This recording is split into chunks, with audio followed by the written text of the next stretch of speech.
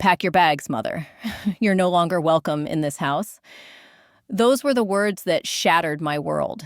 After 40 years of sacrifice, sleepless nights, and unconditional love, my own son threw me out like yesterday's garbage. But when the lawyers finally read his father's will 3 months later, oh, how quickly his tune changed. Suddenly, I wasn't the burden he needed to get rid of. Suddenly, I was the most important person in his life again. My name is Margaret, and I'm 63 years old. What I'm about to tell you will shock you to your core. It's a story of greed, betrayal, and the ultimate revenge that I never saw coming. Because sometimes the universe has a way of delivering justice when we least expect it. Let me start from the beginning, though I should warn you, nothing was as it seemed. I married my husband Richard when I was 22 years old. He was a hardworking man who started with nothing but a dream and a small loan from his father. Together, we built Hartwell Fine Jewelry, from a tiny storefront into a chain of 7 luxury stores across 3 states. But here's what I didn't know then. Richard had been keeping secrets from the very beginning. Important secrets that would only come to light after his death. I gave everything to that family. Every sleepless night when Trevor had a fever, every school play where I sat in the front row, cheering, every college application we filled out together. When Trevor decided he wanted to become a lawyer, Richard and I didn't hesitate to pay for his education. Harvard Law School doesn't come cheap, but we believed in our son's dreams. What I couldn't have imagined was that while I was pouring love into our family, Trevor was already calculating his inheritance. Even as a teenager, he'd ask pointed questions about the business value and our assets. I thought he was just showing interest in the family legacy. Richard worked himself to the bone building that business. 18-hour days were normal for him. He'd come home exhausted, his hands stained with jewelry polish, but he'd still ask about Trevor's day and help him with homework. "This is all for our family, Margaret," he'd tell me. "Someday Trevor will inherit everything we've built together." But during those late-night conversations, Richard was studying our son more carefully than I realized. He was watching, evaluating, and apparently not liking what he saw. Life has a cruel way of changing course when you least expect it. Richard started getting tired more often. At first, we thought it was just stress from expanding the business. Then came the doctor visits, the tests, the devastating diagnosis, pancreatic cancer, stage 4, 6 months to live, if we were lucky. That's when Richard's behavior became truly strange. He started having secret meetings with lawyers, making phone calls he wouldn't explain, and working on documents he hid from me. When I asked him about it, he'd just say, "I'm protecting our family's future, Margaret. Trust me." Those final months were the hardest of my life.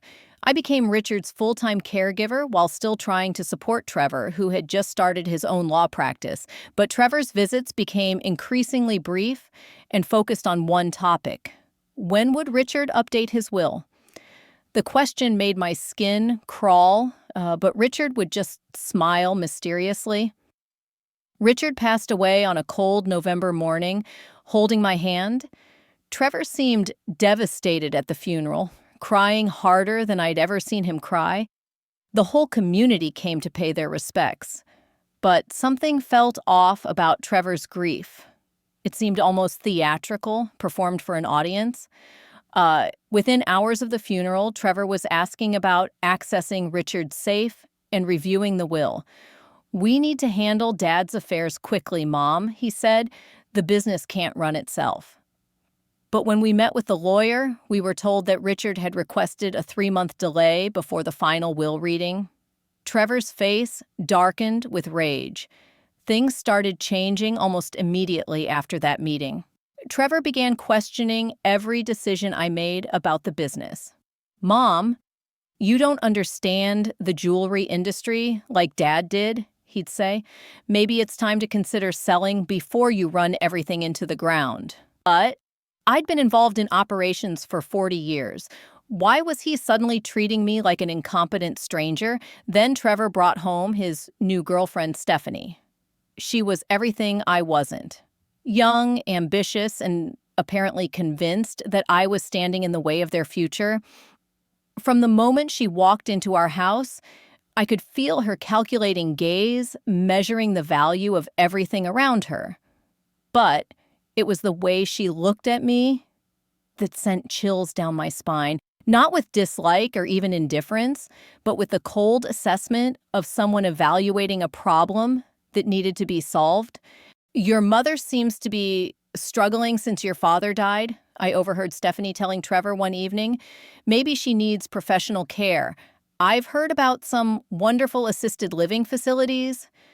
I was standing in the kitchen, washing dishes, and her words felt like ice water in my veins. But what terrified me more was Trevor's response. You might be right. Dad always worried about what would happen to her if she started losing her mind. Losing my mind. Richard had never expressed any such concern. In fact, he'd always praised my sharp memory and business instincts. So why was Trevor suddenly planting seeds of doubt about my mental capacity?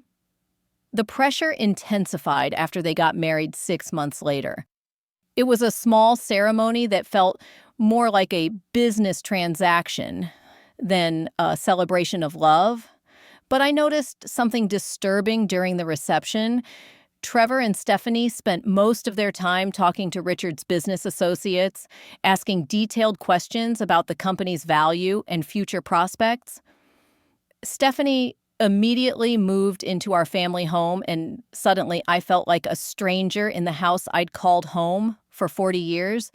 She'd rearrange furniture without asking, throw away family mementos, and speak about future plans that clearly didn't include me. But the most unsettling part was how she'd stare at me when she thought I wasn't looking, studying me like a scientist examining a specimen. Trevor, your mother is becoming forgetful, Stephanie would say at dinner, usually after I'd made some perfectly normal comment. Yesterday, she asked me the same question twice. It wasn't true, but Trevor seemed to believe every word that came out of her mouth. I realized they were building a case against my mental competency, but I couldn't understand why. Then came the night I discovered their true plan, and everything made horrible sense. I couldn't sleep and went downstairs for some warm milk. That's when I heard them talking in hushed voices in Richard's old study. The nursing home has an opening next month, Stephanie was saying. Once she's declared incompetent, we'll have full control over everything. Trevor's response made my blood freeze. Dad's 3-month waiting period is almost over. Soon we'll know exactly what we're inheriting. They weren't just trying to get rid of me. They were waiting for the will reading to find out how much money was at stake. I crept closer to the door and heard something that nearly made me gasp out loud. Trevor was practicing my signature on legal documents, and Stephanie was coaching him on making it look more authentic. My own son was planning to forge my signature and have me declared mentally incompetent so he could steal my inheritance. But what inheritance? I assumed everything would go to Trevor anyway, just as Richard had always promised. The next morning, I found business documents in Trevor's briefcase that I'd never seen before. Authorization forms to appraise the jewelry stores, applications to multiple nursing homes in my name, and most shocking of all, preliminary sale agreements for our house and business properties. They weren't waiting to inherit anything. They were planning to sell everything and have me committed. When I confronted them about it, Trevor exploded with a rage I'd never seen before. You're paranoid, Mom. You're seeing conspiracies where none exist. This is exactly why Stephanie and I are worried about your mental state. But I'd seen the evidence with my own eyes. The forged signatures were obvious to anyone who looked carefully. That night, I heard them making phone calls to potential buyers for the jewelry business. They were already negotiating deals based on assets they didn't even own yet, but they seemed confident they'd own everything soon. What did they know about Richard's will that I didn't? The next morning, Trevor delivered his ultimatum with Stephanie standing beside him like a general's lieutenant. Mom, Stephanie and I have found a wonderful place for you to live. Sunset Manor has excellent care, and you'll be around people your own age. We think it's time for you to transition into the next phase of your life. When I refused, he dropped the mask completely. Pack your bags, Mother. You're no longer welcome in this house. As I stood there in shock, Stephanie handed me a business card. This is the lawyer who will be handling your commitment proceedings, she said with a cold smile. Don't make this harder than it needs to be. I had nowhere else to go except to my sister, Helen's house across town. She welcomed me with open arms, but I felt like a failure. How had I missed all the signs? Helen tried to comfort me, but I couldn't shake the feeling that I was missing something crucial about Richard's final months. For 3 months, I lived in Helen's spare bedroom, wondering where I'd gone wrong as a mother. But Helen, bless her heart, started asking the right questions. Margaret, think about Richard's behavior before he died. All those secret meetings, the mysterious documents. What if he suspected what Trevor was planning? That's when the pieces started falling into place. Richard's strange behavior, his secretive phone calls, his insistence on delaying the will reading. He'd been protecting me from something, but what? Then came the call that would change everything. Richard's attorney, Harold Finch, asked me to come to his office for the formal reading of the will. I was confused because I thought everything had been settled months ago. There are some complications, Harold said carefully, things that need to be addressed with all parties present. But Harold's tone suggested these weren't complications, they were revelations. And someone was about to get a very unpleasant surprise. I arrived at Harold's office on a Tuesday morning to find Trevor and Stephanie already sitting in the leather chairs across from the massive oak desk. They looked confident, almost smug. Stephanie was wearing a new diamond necklace that I was certain came from our inventory, and Trevor kept checking his expensive watch, also suspiciously new. Harold cleared his throat and opened a thick folder. Before we begin, I need to explain something unusual about Richard's will. He came to see me 3 weeks before his death and made significant changes to his original testament. He was very specific about the timing of this reading. Trevor's confidence faltered for just a moment. What kind of changes? He asked. Harold's smile was mysterious. The kind that would surprise everyone in this room, including Margaret. Richard was very concerned about protecting Margaret's interests, Harold continued. He suspected that there might be attempts to manipulate or coerce her after his death, so he created what's called a delayed revelation clause in his will. Stephanie grabbed Trevor's arm, her nails digging into his sleeve. This wasn't going according to their plan, and they knew it, but they had no idea how wrong their assumptions had been. Harold put on his reading glasses and began. I, Richard Hartwell, being of sound mind and body, do hereby bequeath my entire estate, including all 7 Hartwell fine jewelry locations, all real estate holdings, investment accounts, and personal property, to my beloved wife, Margaret Hartwell. The words hit the room like a bomb. Everything? Richard had left everything to me? I looked at Trevor, whose face had gone completely white. This wasn't the inheritance he'd been expecting, and his carefully laid plans were crumbling before his eyes. That can't be right, Trevor stammered. Dad always said the business would come to me. He promised me I'd inherit everything. But Harold wasn't finished. The biggest shock was yet to come. Harold continued reading. To my son Trevor, I leave the sum of $50,000 and my personal watch collection, provided he has shown appropriate care and respect for his mother in the months following my death. If Trevor has failed in this basic duty of filial respect, he shall receive nothing." The room was so quiet you could hear a pin drop. Harold looked up from the papers with something that looked like satisfaction. Richard was very specific about the conditions of this bequest. He instructed me to investigate Trevor's treatment of Margaret before finalizing any distributions. That's when Harold dropped the bombshell that would destroy Trevor's life forever.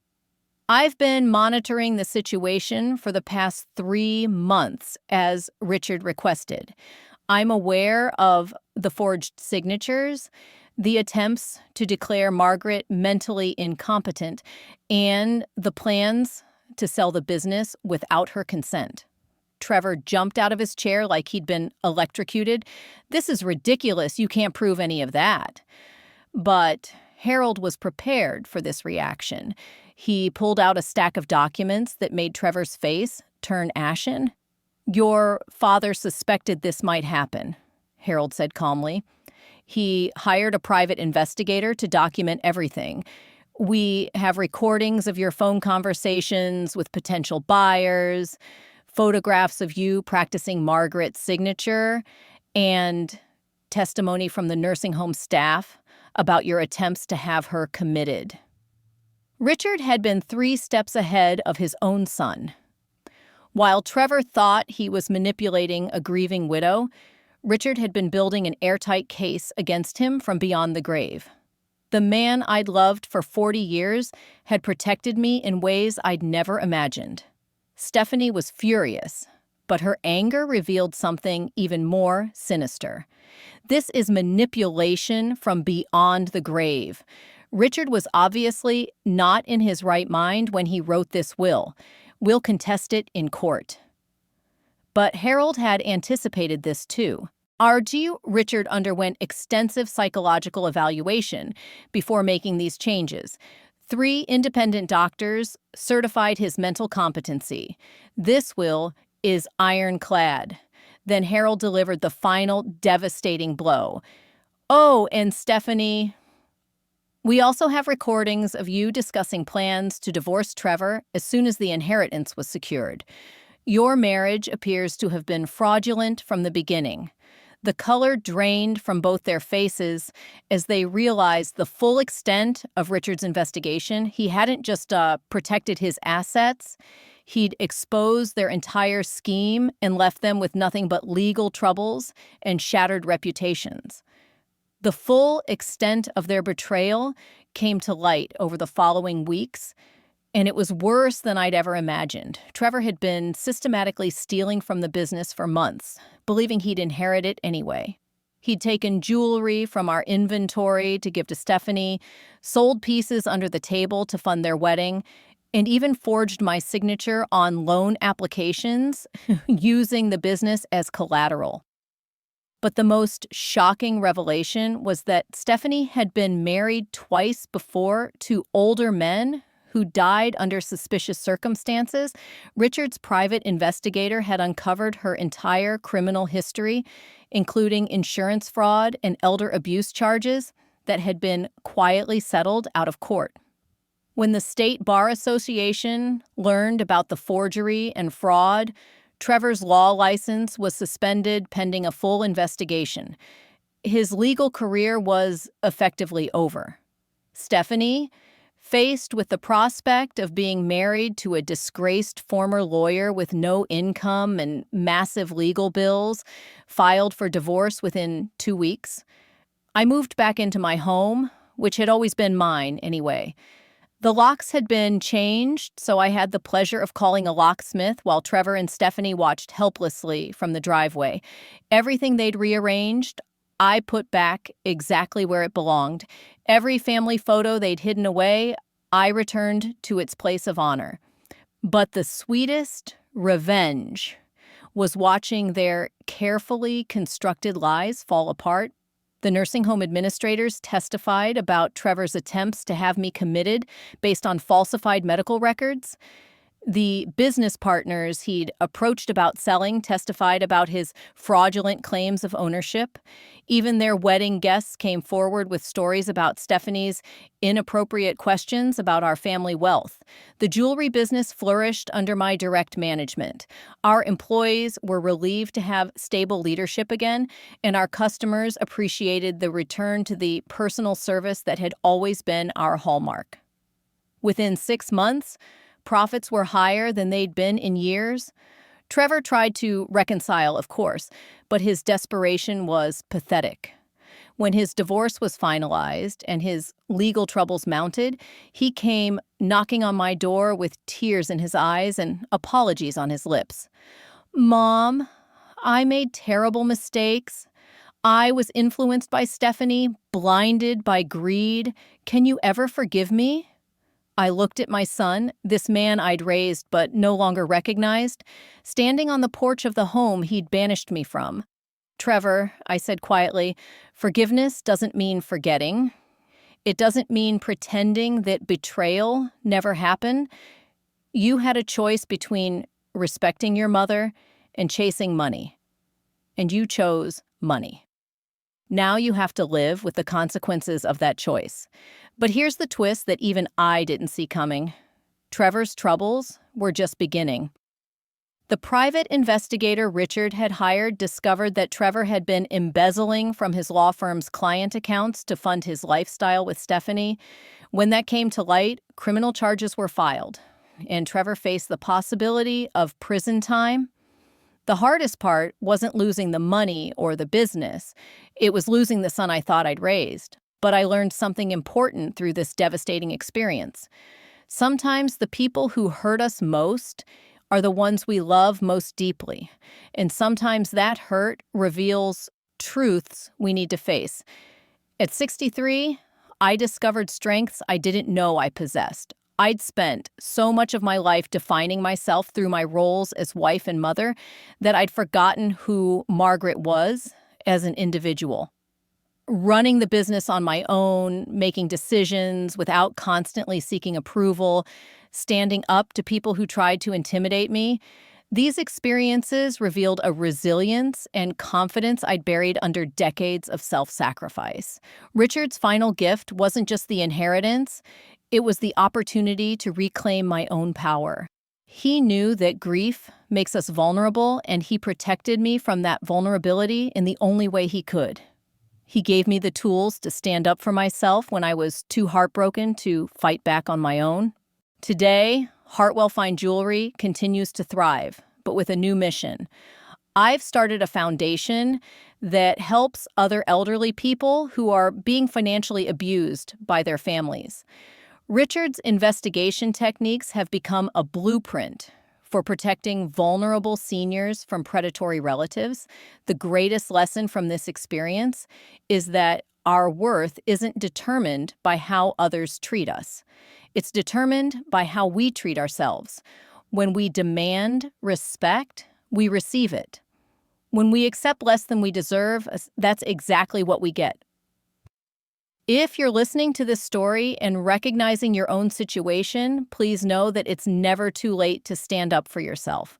Whether you're 23 or 83, you deserve to be treated with respect and kindness. Don't let anyone convince you that you're too old, too confused, or too difficult. I'm sharing this story because I know there are others out there facing similar situations. Adult children who see their aging parents as burdens to be managed rather than people to be honored. Families torn apart by greed and selfishness.